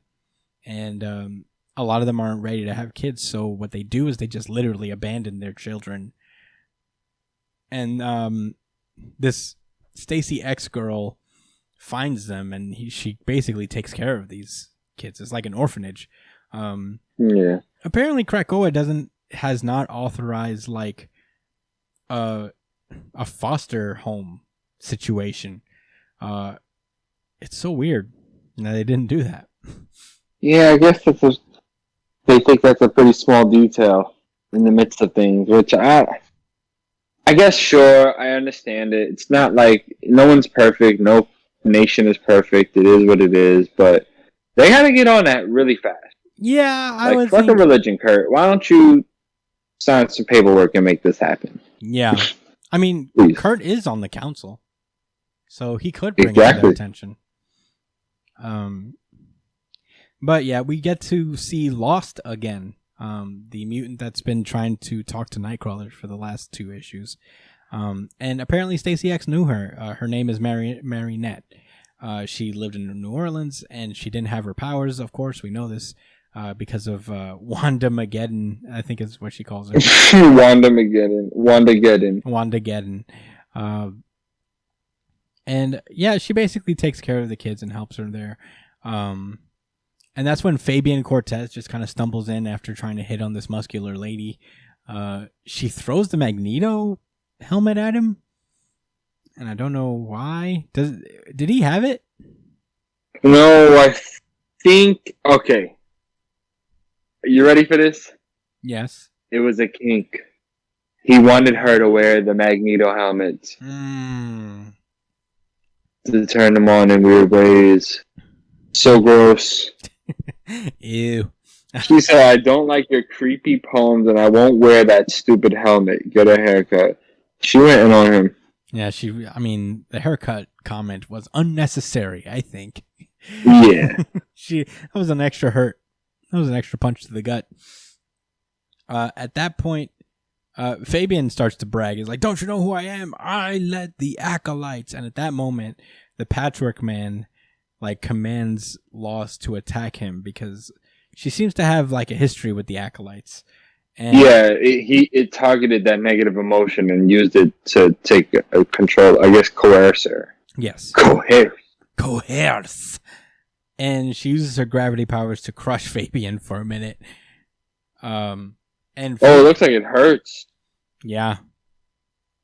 He's in a time chamber. No, they're in that gravity room. That's what I was thinking about. The hyperbolic time Dragon Ball Z. Not the hyperbolic time chamber. That shit. Oh, the gravity room. Sorry. Yeah. Yeah. So Fabian immediately starts choking Lost. And at that point, that's when Legion comes in and he's like, the cavalry is here. And he essentially, I guess, expels Onslaught from Lost's body, it seems. So, they tell everybody to scram, and we get an informational page kind of explaining what Onslaught is. It's a unique etheric chimera created from the combined psychic profiles of Professor X and Magneto. They didn't tell. They voted not to really tell anybody about this because, they don't want to really panic anybody quite yet. But yeah, in any case, the issue ends with them having a drink at the bar. Nemesis gets annoyed at Dazzler while they're kind of talking. Nightcrawler's like, so what does Krakoa need if not production? And she's like, people are going to smash. It's not going to, we don't need to worry about that. It's just, softening the barriers, making mutants feel like they're all in the same story. Which is a little confusing way of, I guess, explaining it. It was a confusing way of explaining it, but I understood what she meant. Yeah. I think it was a very weird way of trying to say that these people need something, need options in their lives, need access to things that can help them feel fulfilled, that they can take part in, and not feel like they're just these secondary characters, which they are, that have nothing to do, like these insignificant cogs that are part of this major machine. And I think much like a lot of other comic books, this is drawing a direct parallel to how a lot of people feel in life, and I think the rigors of the 9 to 5 and work day, people getting caught up in work, or not even working, maybe they don't have a job and they're trying to find purpose in their lives in one way or another, a lot of people get lost in that, and it's good when people find something for themselves, but a lot of people go through great lengths of their life, and some even die without feeling as if they have found something to fulfill them. Mm-hmm. I think that's a real problem. I think that that decreases the quality of life, which is a crime, because there's only one we know of at this point. But I also think that I don't know if this is intended by the author, but I think them talking about people wanting purpose, and also bringing up the point that people just having sex and then having babies isn't really helping, because not everybody really wants to deal with these problems after these moments, after these. And I don't know if I've mentioned this before on the podcast, but it's one of my favorite studies where essentially in countries where people are more quote unquote successful and have a higher quality of living, you know what I'm saying? There is much less childbirth. Yeah. As far much less, and not like birth rates are on the decline. It's just not this complete ballooned point that that's bad, because overpopulation is an issue. Not at the moment, you know what I'm saying, but the threat of it, the thought of it. Mm-hmm. And we can combat that by giving people something to do so that they don't feel like, I need to have kids and have a family to be important, to feel like I have something. Yeah. I don't think this was. I think it was done on purpose. I don't think this was left out. I think these writers are much more knowledgeable than I, and smarter at this point in their lives than mine. And I think that was a point made, and I wanted to bring that to the table. No, yeah, that's a really good point. I didn't even think of it like that. Because I was kind of confused as to what she meant, but that makes sense. And especially, it's interesting because a lot of people on Crack. It was weird. It was weird. I do want to say this. I put that together myself personally. Yeah. You know what I'm just saying? Like I just, because I already had that thought in my head when they was talking about the babies. No, I think it's so them total talking sense. about, yeah. I would say that it's interesting because the mutants of Krakoa, I don't know how many of them actually really have jobs, because we're talking, or anything to do. I think they created this paradise, right? That's the whole concept of Krakoa, is that it's literally just just a place you don't have to worry about anything. They don't seem to have actual currency on the island itself. So yeah, I don't think nobody has bills to pay, essentially.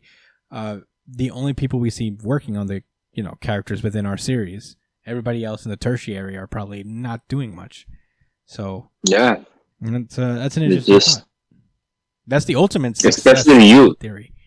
That's the ultimate quality of life, where you're not stressing about bills, or you're not worried about how you're going to get food on the table, because everything's kind of taken care of. Yeah, but we are creatures, not designed, if you believe in an intelligent designer, or I guess just evolved, however you want to put it. But biologically speaking, we need things to take our attention and work towards. Stress is good sometimes. Stress is helpful to initiate change and development. Even when our bodies grow, it goes through growing pains, right? You know what I'm saying? Like, that's just an inevitable part of life, and it's also an essential function that we have to fulfill in order to feel right, literally. You know what I'm saying? Like, the same way we feel like, you see someone attractive and you have to be with them, it's the same, the same idea. Right. But we need to feel like there is something we're doing. Yeah.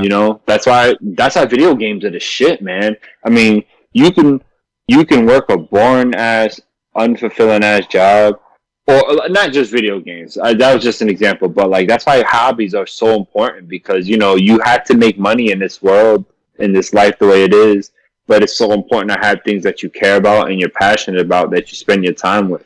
That you can challenge yourself with. Even that's good stress. Yeah. Definitely agree. Because, and again, I say that because they are in paradise where they don't have to worry about bills and stuff, but there's still things missing. That's direction and purpose. Yeah. Yeah. This is going to be a good book. I think it's a really good. I mean, we already said this from the jump. We already knew this had a lot of potential, and this was just a small version of that, in my opinion. Yeah, it's really interesting. A lot of thoughtful books this week for the X-Men. I would say S.W.O.R.D. and this, very fun. A lot to pick at. Let us know what you think about this week's X books in the comments. I'm very interested to see how people interpret it. It's especially Way of X, because it's very much rooted in philosophy and all that stuff. So, interested to see how different people kind of see this quest. So let us know. Email us or comment on whatever video you're watching. It'd be cool to hear from you guys. But that's all I got to say about X-Men. You guys ready to move on? Yes, definitely. Then let's go. He said, "Is this ice? Dickhead, is it cold?" Boruto, yeah. We're on Boruto chapter 59, Night. We open up the chapter with Kawaki getting choked the fuck out by Code. And he's like, why isn't it me? Why does it have to be you? What makes you so special? Kawaki doesn't even know what he's talking about.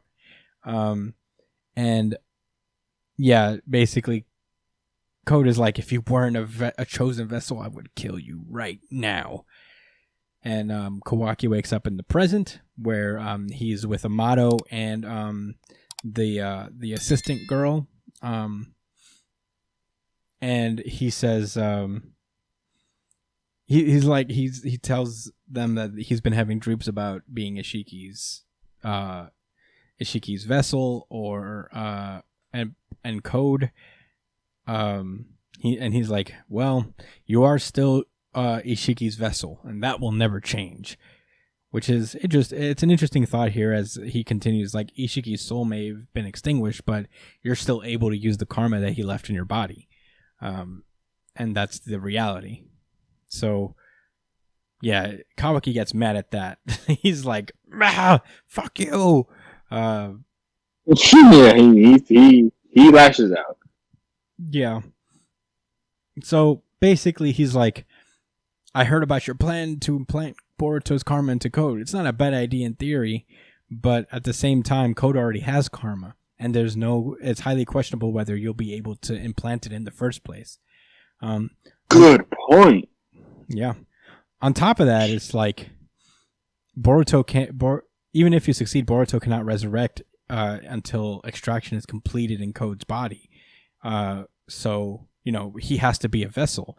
And seeing as how he wasn't able to become Ishiki's vessel, I mean, he's not going to wait around.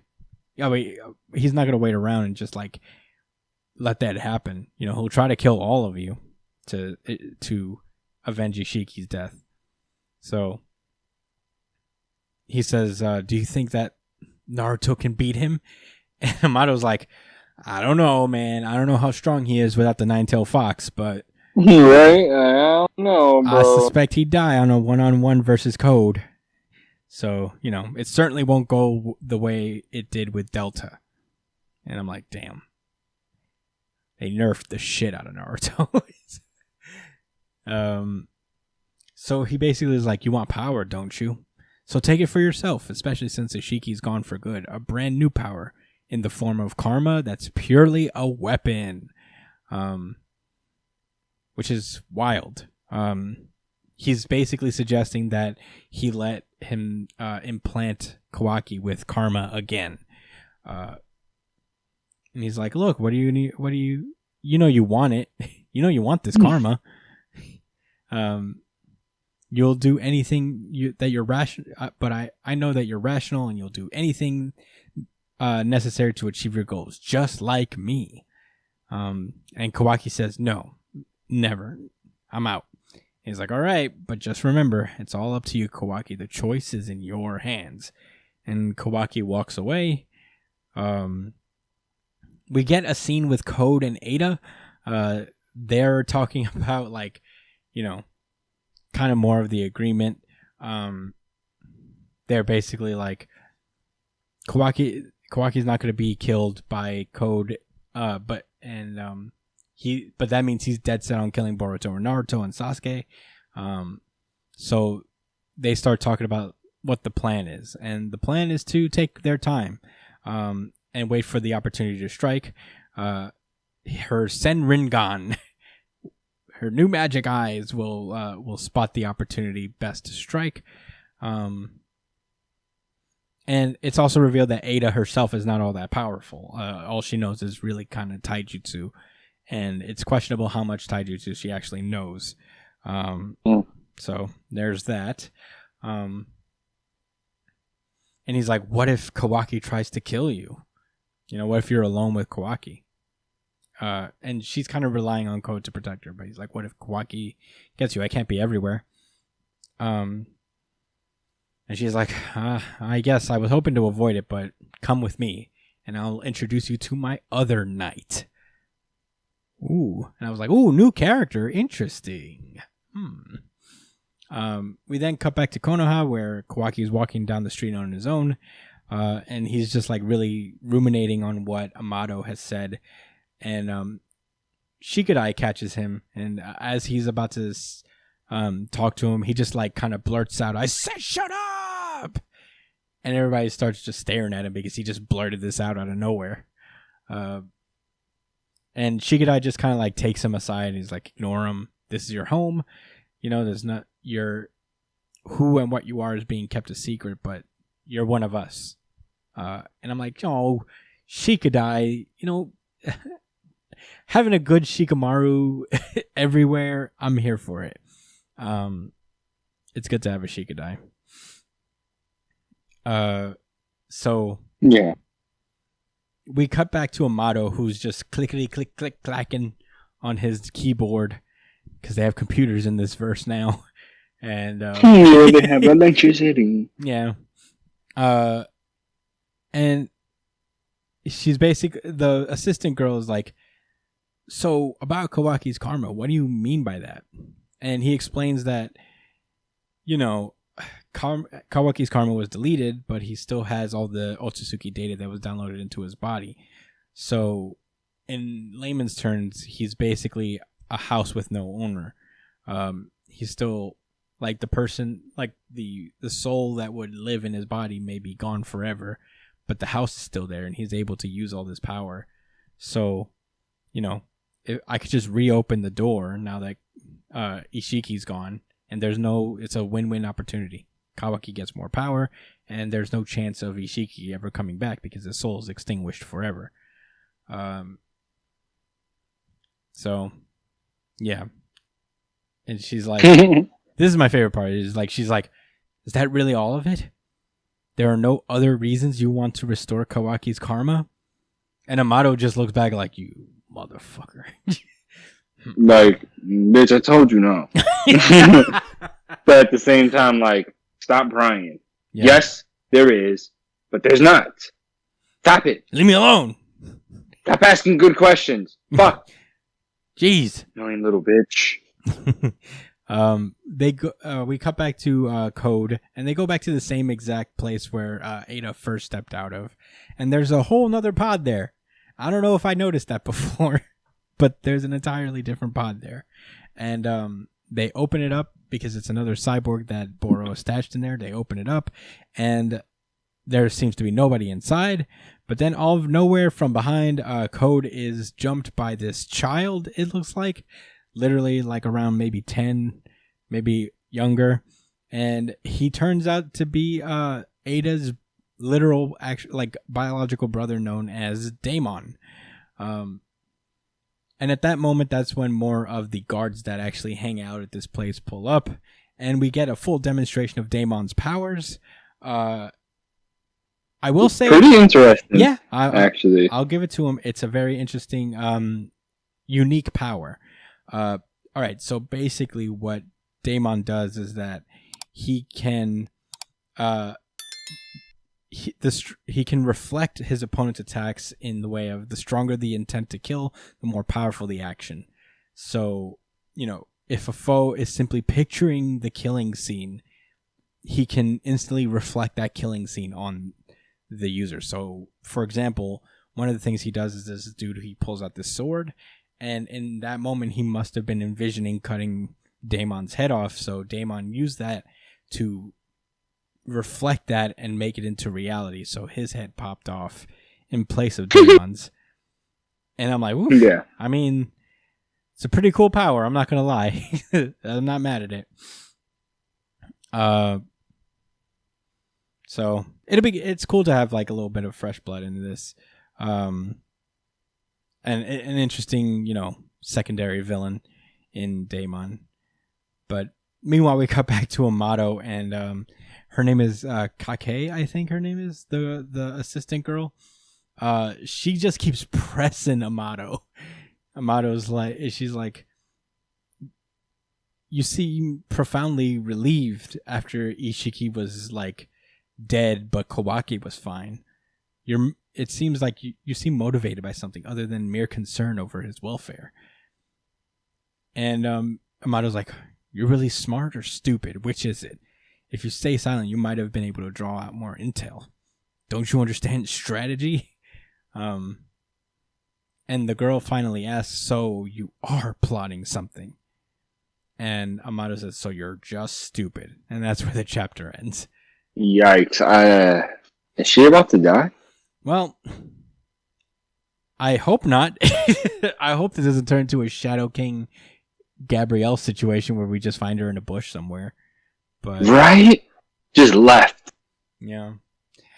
I wonder, man. Ain't no resurrections here. I mean, I'm not going to say this is like a crazy twist because, there was always the possibility of Amado heel turning. But he's more of a developed character than he was initially, so I am more fascinated to see, like, what is his plan? Because I don't think he likes the Otsutsuki. I don't think he's particularly fond of them. I think he's trying to give himself power. That's the only thing I can think of. Like, what more does he want? Yeah. I think because he knows that the other people want. Yo, he already said, like, bro, if Cold comes to me, he's gonna kill me. Yeah. And I'm gonna tell him everything. Yeah. Right? So I don't know.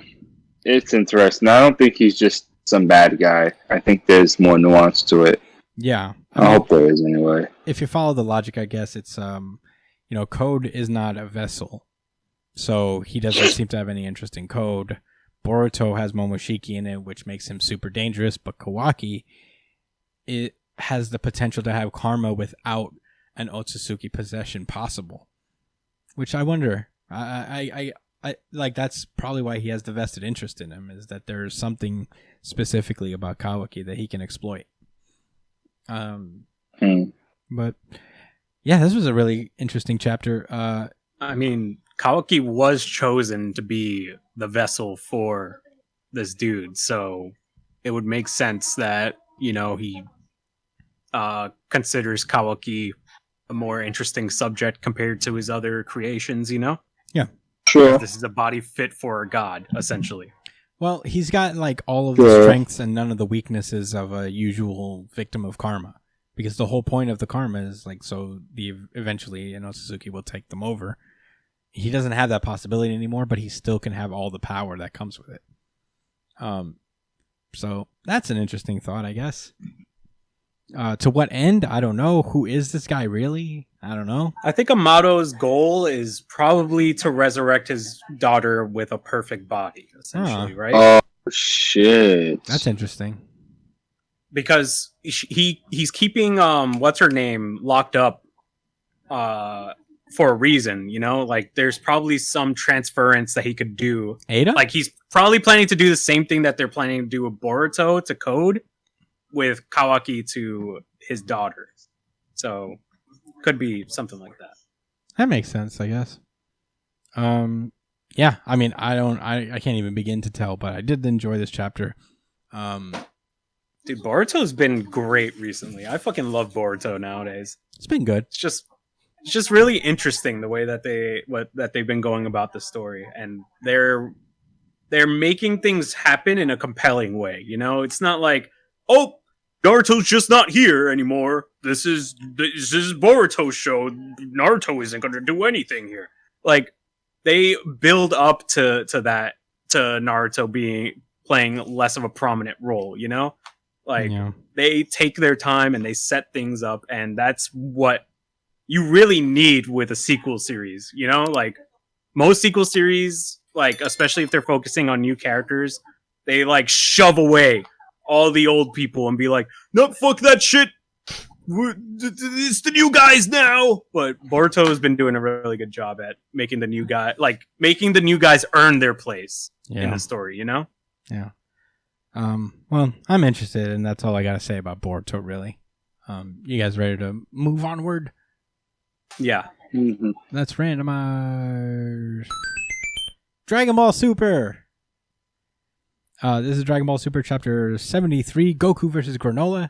This is a big action chapter. Granolah and Goku are just like fighting throughout the planet. Goku's in Super Saiyan Blue. And he's having a rough time against Granolah. But, Goku's holding his own. He even, like, pulls out Ultra Instinct after a time, but he can't hold it for very long, while also maintaining his blue form. So, Yeah, they continue fighting it out. Granolah is clearly like kind of like not like absolutely stopping Goku, but he's causing a huge amount of trouble for him, to the point where Goku has to retreat for a minute, and he teleports right next to Vegeta. And Vegeta explains, like, I actually know who this guy is. He's part of this old tribe in this area with right eyes specialized for sniping, and Frieza once ordered us to destroy this entire race of people. So, you know, he might be the final remnant of these people that we eliminated a while back. And not great. And Goku's like, whoa, oh, well, now everything makes sense. Do we try to convince him that Saiyans aren't the bad guys? It's like, I don't think he would care right now. So really the plan now is to beat him and then explain to him that, you know, Saiyans aren't terrible. So Goku pulls up to Granolah in his Ultra Instinct form, which kind of... and what color is that? White. He's got white hair, or silver. Okay. Yeah. No aura, just... Yeah, it's no the aura. Mastered Ultra Instinct. So Yeah, it's no aura. He just has no aura, no and white hair. Yeah. So he pulls up in the Ultra Instinct form, and Oh, he can use Ultra Instinct. It's he can just only use it for a short amount of time, and he's trying to train so that he can always use it. yeah, like this. Okay. This is the perfected Ultra Instinct, but he can't maintain it. Obviously, he's only achieved it in short bursts ever since the Tournament of Power. So yeah, when he fought against Jiren, right? Who is the god of all of everything? no, he's just this alien dude. But he's super duper strong. Once Yeah. I'm done with the show, I'll do it. Yeah. I have to send it to you. Well, in any case, Goku pulls up and starts like beating up Granolah. And Granola's like, fuck.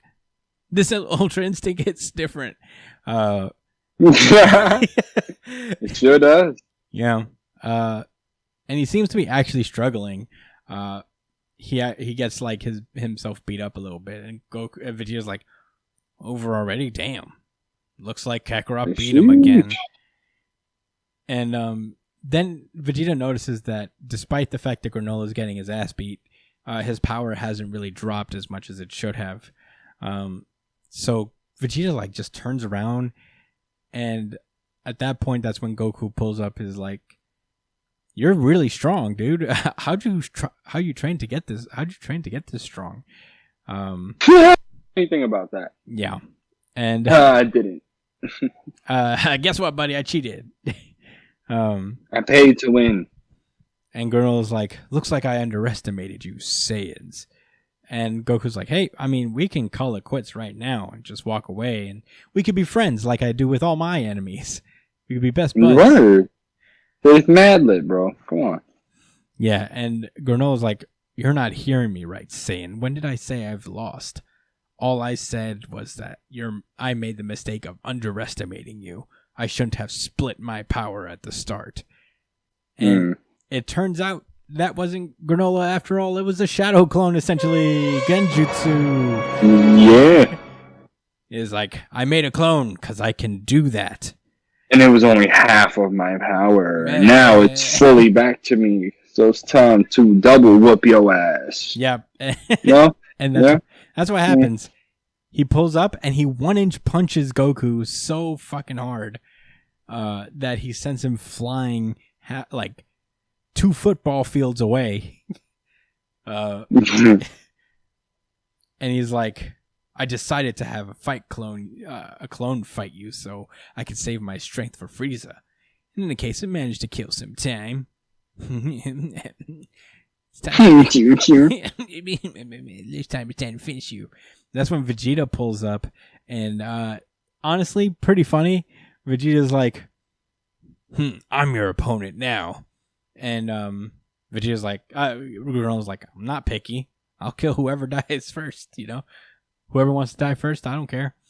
And Vegeta just spits at the ground. He's like, die. Why don't you? Go on, join the rest of your tribe. And Granola's like, yeah, he's real greasy about it. I was like, dang, Vegeta? yeah, he goes, Yeah, basically Vegeta pulled the no you card. The reverse card in Uno. hey, you die. No, you. And he got tight. He's like, what did you say? And he's like, if you're so intent of killing off every last Saiyan, then I'll use all I have to put you in the ground. That the tribe that's about to go extinct is the Cerealians. And that's where the chapter ends. Vegeta talks major shit. So does Toriyama think that the enemy of salads and vegetables are it? Does he think it's cereal? Does he think that cereal is the enemy of vegetables? No, it's obviously a freezer, and that's why. No, that's not true because they're frozen vegetables. No, you use a freezer to preserve vegetables. Yeah, but they're not as good. They're supposed to be fresh. Well, yeah, those are like, I don't know what the difference is between like, are they processed in any way, frozen vegetables? Because you're not supposed to put like veggies. You don't want to freeze or heat them. Veggies want to be alive and well. That's the point. In theory, yeah. I mean, the freezers, the heaters, the ultimate enemy of vegetables, the freezer.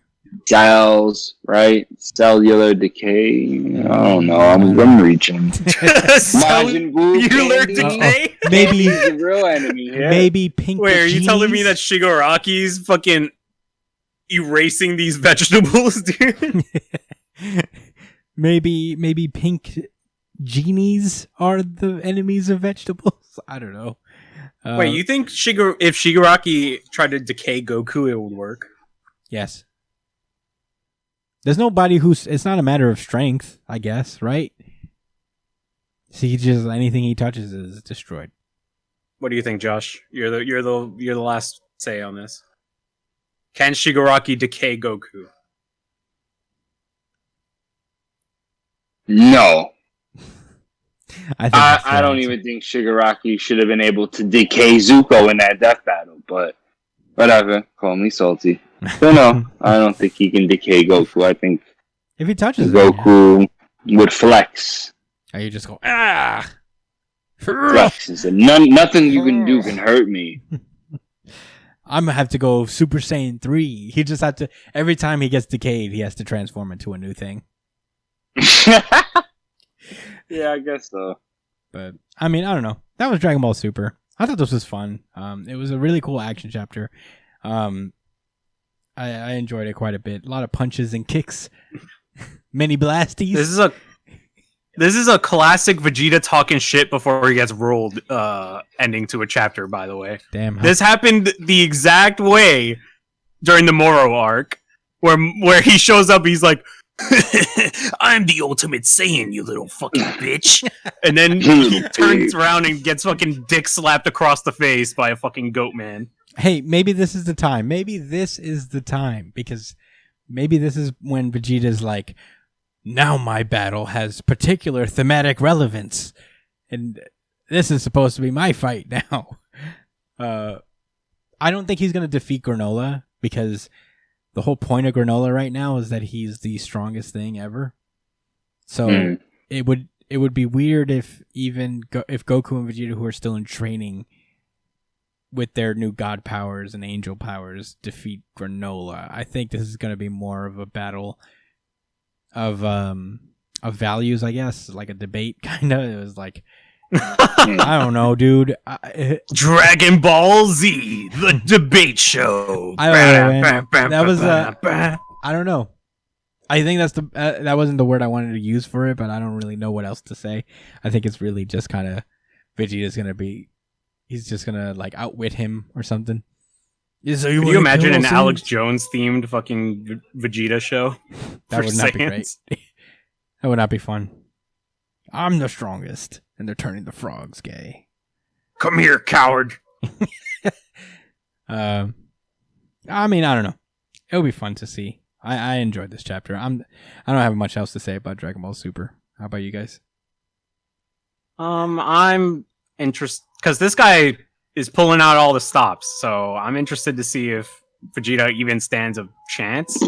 Because it feels weird to have Vegeta go against a harder version of fucking Granolah compared to Goku. So we'll see how That's this true. pays off. Because he's been doing a lot of this- destruction training, so this is going to be interesting, I guess. Yeah, I wouldn't mind if Vegeta is stronger than Goku right now. That's okay. They don't have to be even, in my opinion. I would love it. But I would it's love fine. it, Let's but throw Vegeta a fucking bone, all right? Like, I think Toriyama's just allergic to giving Vegeta dubs, you know? he's allergic to writing good. That's his fucking problem, Brian. Damn. Okay, that's his problem. Every That's the time a good decision shows up, he gets a rash on his neck. Do you remember Samurai 9? 8? Samurai 8. What was Show some Samurai respect to the dead. exactly? That was not You Toriyama. heard Brian? He said Yeah, Samurai I think 8. so. I think I Oh, remember dirt! Wrong person. That's the Naruto guy. My bad. I was really coming for Toriyama's head. Let me chill. Yeah, that's all I gotta say about Dragon Ball Super. You guys ready to close this out? User. Well, with that being said, that was Dragon Ball Super, and that has been our show. Thank you guys so much for listening. As per usual, you can find me at the Chris Aspinall, Josh at JTCole_37, Brian at B.ESP on Twitter and Instagram. Also, follow Brian's stream at twitch.tv/its_punchline. He plays LOL, or League of Legos, or whatever the kids call it. So, LOL. yeah. So join him on that.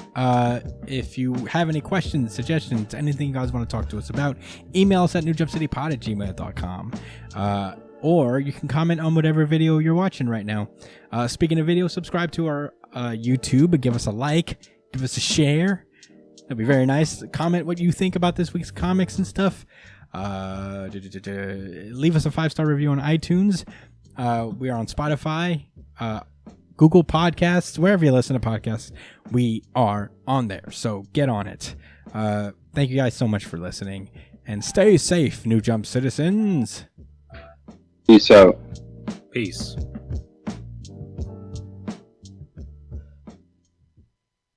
PK Fire!